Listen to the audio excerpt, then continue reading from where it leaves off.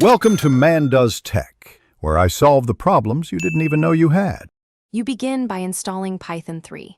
X and VS Code now, do not delay. Once done, add Python to path or use the Py launcher so commands work in the integrated terminal. Next, open your project folder in VS Code and install the Microsoft Python extension. It provides IntelliSense, debugging, and interpreter selection. Then, use Command Palette Python, select Interpreter, and choose the correct Python executable. This links your editor to the runtime, so you can run code immediately. Once the interpreter is set, create an isolated environment so dependencies don't clash. Run Python mvenv. Venv then activate the venv on Windows use.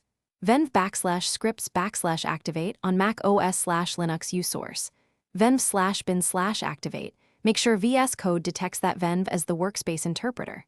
Next, pip install your packages or pip install R requirements. TXT so environments match.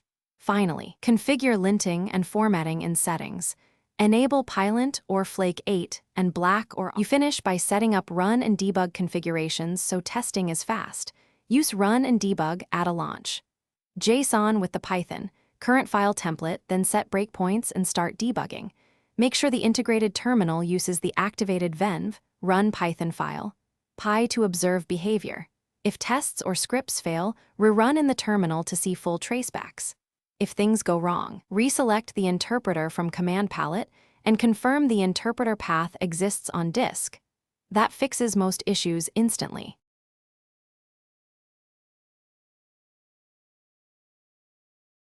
Thanks for watching. If you found this helpful, don't forget to like and subscribe.